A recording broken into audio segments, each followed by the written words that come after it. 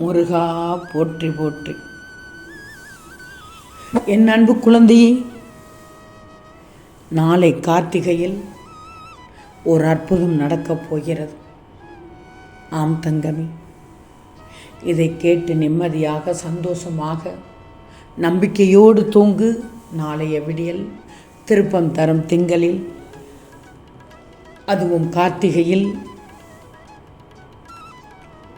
உனக்கான ஒரு அற்புதம் நடக்கப் போகிறது. தங்கமே, ஒன்று தெரியுமா? எதுவாயினும் உன் கர்மாப்படியே நடக்கும். இதை நம்பு. நீ நல்லவன் என்பதை உன் மனம் ஊர்ஜிதம் செய்யும் வரை போராடு. சத்தியம் கொண்டு வென்றுவிடு. முருகன் இருக்கிறேன், நம்பிக்கையோடு இரு. நிச்சயம் உயர்ந்த நிலைக்கு போகப் போகிறாய். திரும்பவும் சொல்கிறேன், முருகன் இருக்கிறேன் உனக்கு. நீ செல்லும் இடமெல்லாம் நான் வந்து கொண்டே இருப்பேன். நான் என்ன தவறு செய்தேன்? ஏன் எனக்கு மட்டும் இப்படி நடக்கிறது? எனக்கு மட்டும் இது ஏன் இவ்வளவு வேதனை, இவ்வளவு வலி? ஏன் எல்லோரும் என்னை வந்து காயப்படுத்துகிறார்கள் என்று புலம்புகிறாய்? முருகன் இடத்தில் வந்து மற்றவர்கள் செய்த துரோகத்திற்கு ஏன் என்னை இப்படி குற்றவாளியாக பார்க்கிறீர்கள்? மற்றவர்கள் செய்த தவறில் இவர்கள் கண்ணுக்கு தெரியவில்லையா?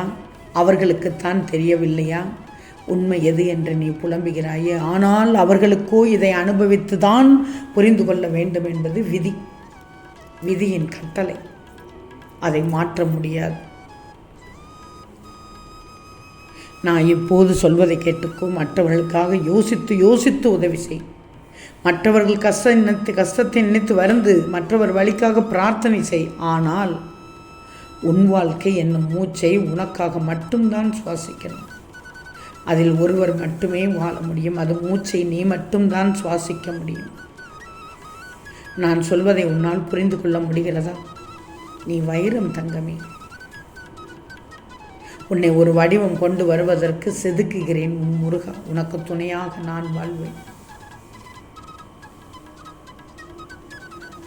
நான் அடிக்கடி சொல்வது, நீ மிக மிக அவசரப்படுகிறாய், அவ்வளவுதான். ஒற்றை வார்த்தை தான். அதனால் தான் ஒரு சில தடைகள். உன் எதிர்காலத்தின் மீது முதலில் நீ நம்பிக்கை வைக்கணும். உனக்கே உன் வாழ்க்கையின் மீது பிடிப்புள்ளாமல் போனால் பிறகு வெற்றி காண்பது கடினம். நல்லவர்கள் என்றும் தோற்பதில்லை. இந்த முருகனை நம்பியவர்கள் நான் எப்போதும் கைவிடுவதில்லை. கஷ்டத்தை சகிக்க பழக. அதையும் எதிர்த்தினல், எதையும் எதிர்த்தினல், அதையும் எதிர்த்தினல். புரிகிறதா? அமைதியாக இரு, அமைதியாக இரு. நீ வாழும் இடம் மிக மிக பெரியது. இங்கே நிறைய பேர் இருக்கிறார்கள். அந்த நிறைய பேரில் நல்லவர்களும் இருப்பார்கள், கெட்டவர்களும் இருப்பார்கள், கொஞ்சம் பேசுபவர்களும் இருப்பார்கள். புரிகிறதா? புரிகிறதா தங்கமே? புரிந்து கொள்ளணும். எங்கே நல்லவர்களுக்கு பஞ்சம் இல்லை. எங்கோ கெட்டதை பார்த்துவிட்டு எல்லாம் கெட்டதுன்னு நினைப்பது தவறு. சந்தேகப்படக்கூடாது. நம்பிக்கையோடு இரு. வெறுத்தால் வெறுத்தது மட்டும்தான் உன்னை தொடர்ந்து கொண்டே இருக்கும். விரும்பினால் எதிர்பார்ப்பு அதிகமாகும். விருப்பமும் வேண்டாம், வெறுப்பதும் வேண்டாம். சாதாரணமாக இரு. அவ்வளவுதான் நான் சொல்லுவேன். இந்த முருகன் சொல்வதை கேட்கணும். கண்டிப்பாக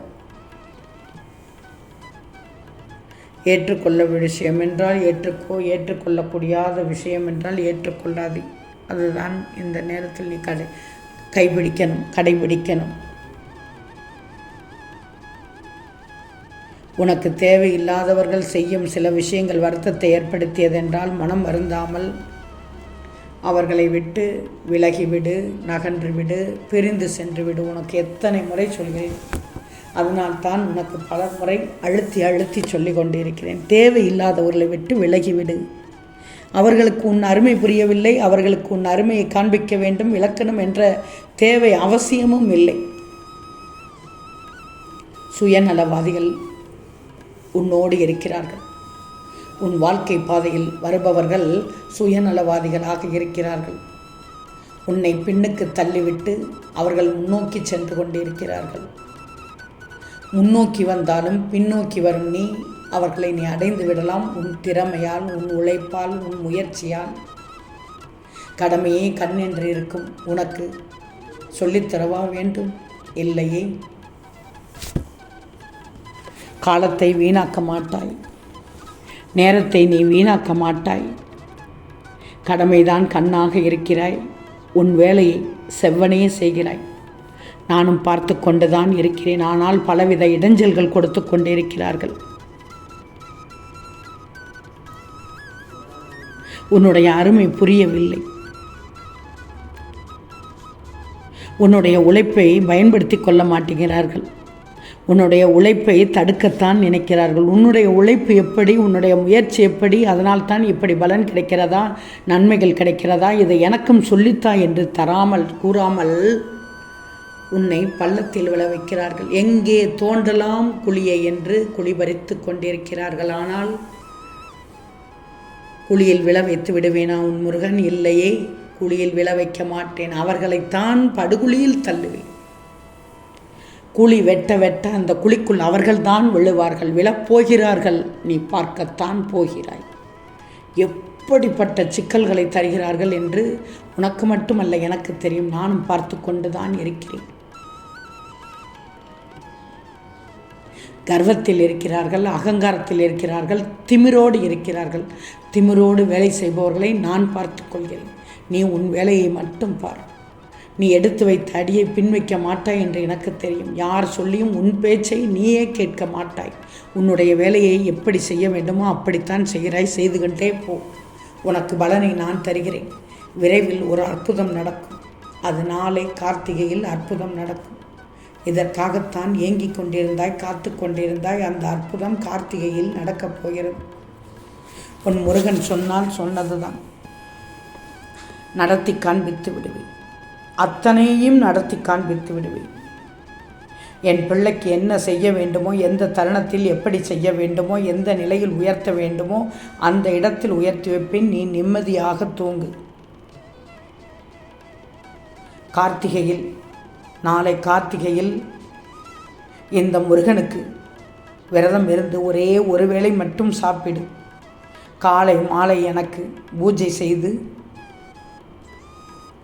யாராவது ஒருவருக்கு கனியை கொடுத்துவிடு. ஏதாவது முடிந்த கனியை கொடுத்துவிடு. நான் உனக்கானதை செய்து தருகிறேன். அற்புதத்தை நிகழ்த்தி காட்டுகிறேன். இந்த முருகனை நம்பி தூங்கு நிம்மதியாக. ஓம் முருகா போற்றி போற்றி.